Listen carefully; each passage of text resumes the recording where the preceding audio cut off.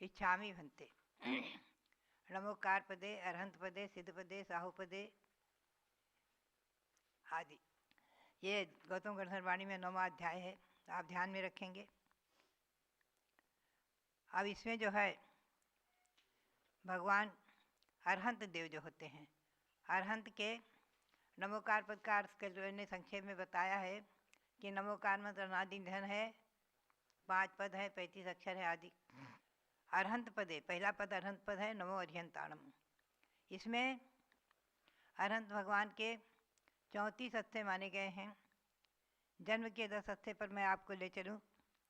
नित्यम निहिषेदत्तम निर्मलता क्षीर गौर रुद्रत्वम च स्वाद्याकृत संहनने सौरूप्यम सौरभम च सौलक्ष्यम अप्रमित वीर्यता च प्रहितवादित मन्यदमित गुणस्य प्रस्थिता 10 विख्याताः संख्याताः स्वतः धर्माः स्वयंभुव देहस्य। स्वयंभू तीर्थंकर भगवान, उन्हें स्वयंभू नाम भी है।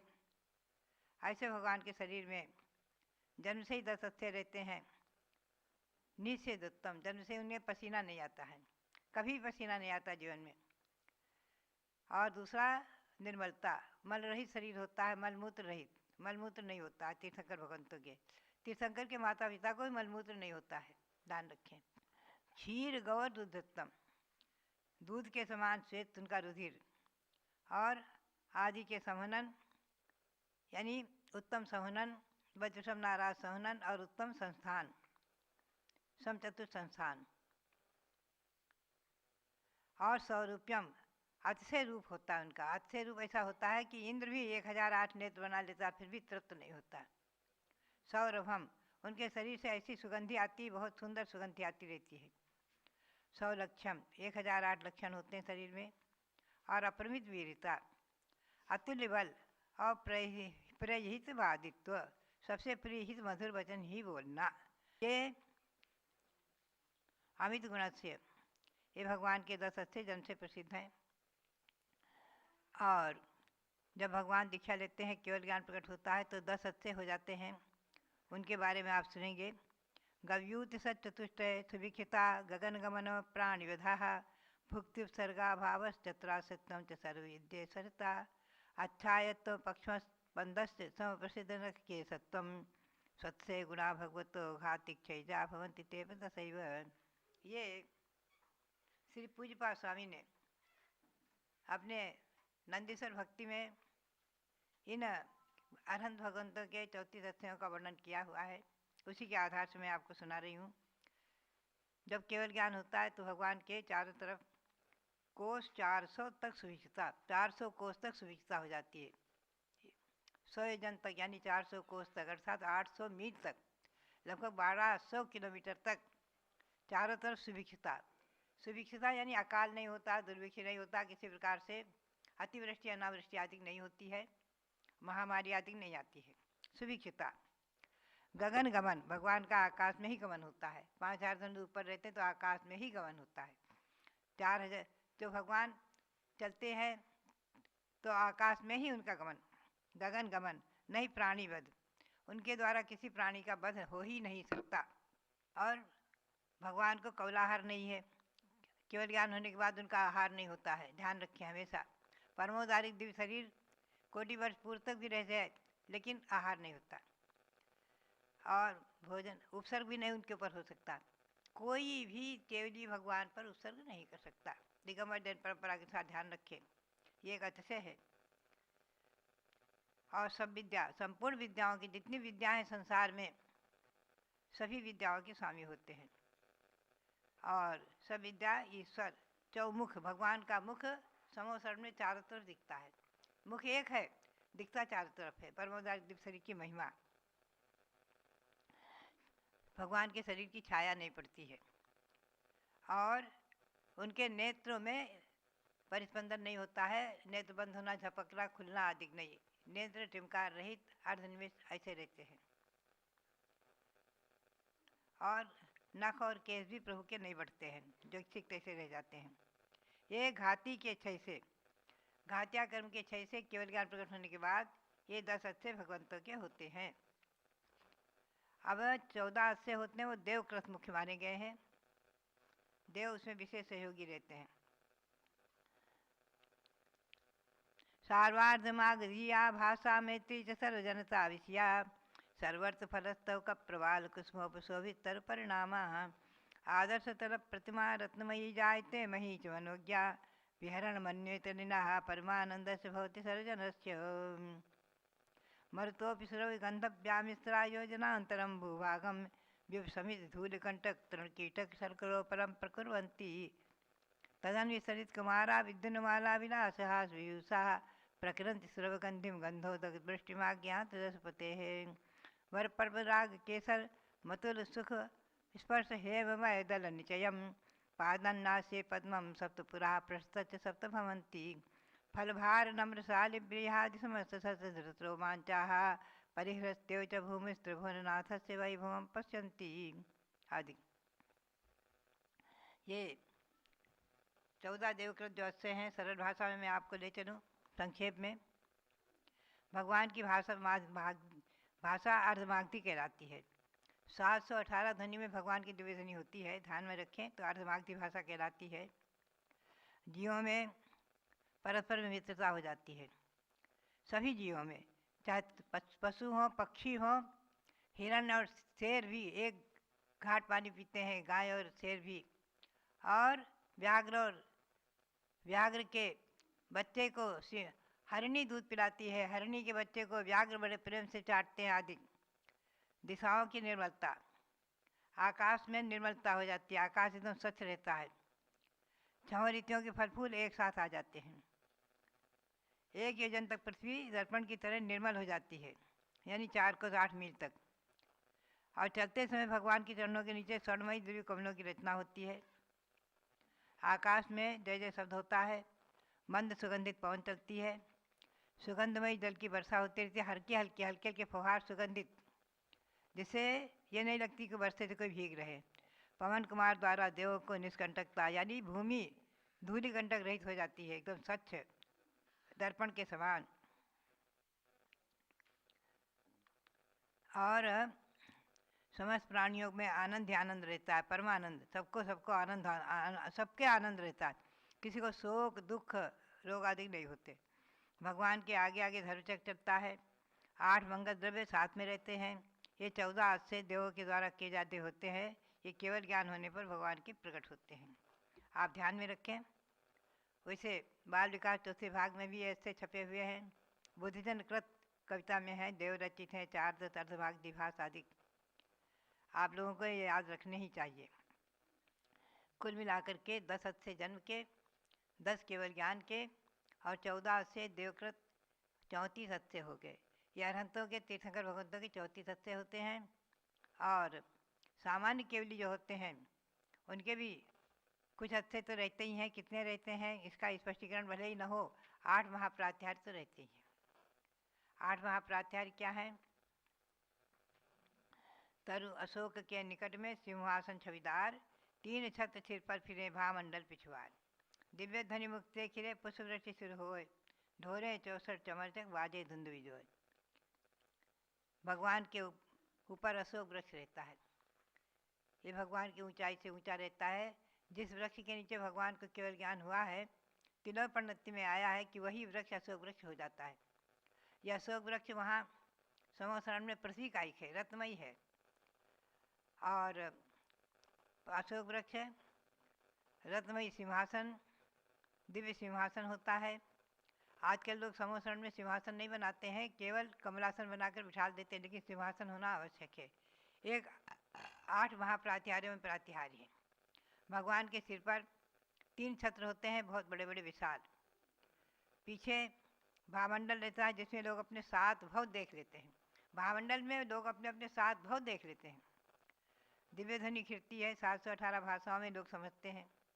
देवों द्वारा पुष्पवृष्टि, हजारों प्रकार के पुष्प, सारे संसार में जितने प्रकार के सुगंधित पुष्प हैं सब भगवान के ऊपर पुष्पवृष्टि के रूप में, और डंठल नीचे करके सब गिरते हैं अपने आप। और देव 64 चमर ढोरते हैं, धुंधवी बाजे 12.5 करोड़ प्रकार के बाजे बजते हैं, 12.5 करोड़ प्रकार के बाजा बजते हैं। ये 8 महाप्रात्याहार्य तीर्थंकर भगवंतों के केवल ज्ञान होने पर प्रकट हो जाते हैं। और चार अनंत चतुष्टय होती हैं। ज्ञान अनंत, अनंत सुख, दर्श अनंत प्रमाण, बल अनंत अनंत सो ईष्ट देव पहचान। ये भगवान अनंत देव के अनंत ज्ञान, अनंत दर्शन, अनंत सुख और अनंत वीर्य ये प्रकट हो जाते हैं। ज्ञानावरण के अभाव से अनंत ज्ञान, दर्शनावरण के अभाव से अनंत दर्शन, मोहिनी के अभाव से अनंत सुख और अंतराय के अभाव से अनंत वीर्य। ये चार अनंत चतुष्टय चार घात्या कर्मों के नाश से प्रकट जाते हैं। ऐसे ये 34 अच्छे हो गए, 46 गुण हो गए, 34 अच्छे और 8 प्रातिहार और चार अनंत चतुष्टय मिलकर 46 गुण अनंत भगवतों में होते हैं। ऐसे अनंत भगवंतों को कोटि कोटि अनंत अनंत बार नमन। और उनमें 18 दोष नहीं होते। 18 दोष में आया है जन्म जरा तिरखा क्षुधा आदि। 18 दोष कौन से हैं? उनका पुनर्जन्म नहीं होता है, बस इसी भाव से मोक्ष प्राप्त करेंगे। बुढ़ापा, जरा नहीं होती है, भूख प्यास की बाधा नहीं होती, भूख नहीं प्यास नहीं, ये चार दोष। क्षुधा नहीं, तृषा नहीं, आश्चर्य नहीं, पीड़ा नहीं, किसी प्रकार की वेदना नहीं, पीड़ा नहीं, दुख नहीं, रोग नहीं, शोक नहीं, गर्व नहीं, मोह नहीं, भय नहीं, निद्रा नहीं और चिंता नहीं, पसीना नहीं, राग नहीं, द्वेष नहीं और मरण नहीं। ये 18 दोष तीर्थंकर भगवंतों के, अरहंत भगवंतों के नहीं होते। जो भी अरहंत अवस्था को प्राप्त कर लेते हैं उनमें दोष नहीं होते हैं, ध्यान रखें। तो भव्यात्माओं बात यही है कि अब आया क्रम सिद्धों का। सिद्ध भगवान कहाँ पर विराजमान हैं, यह हमें चिंतन करना है कि जब भगवान योग निरोध करते हैं, अभी ऋषभदेव का योग निरोध का आया था 14 दिन का। योग निरोध के बाद जहाँ की तहाँ आकाश में अधर रहते हैं, पुनश्च आघात्या कर्मों का नाश होते ही एक समय में, समय बहुत सूक्ष्म है, हमने एक जरा सा हाथ किया, आ शब्द का उच्चारण किया, उसमें असंख्यात समय हो गए। इतना सूक्ष्म समय, उस एक समय में जिसका दूसरा हिस्सा न हो सके, भगवान लोक के अग्रभाग पर जाकर विराजमान हो जाते हैं। सिद्धशिला 45 लाख योजन की मानी गई है और उत्तान चषक सीधे रखे हुए कटोरे के समान है। सिद्धशिला अर्धचंद्राकार,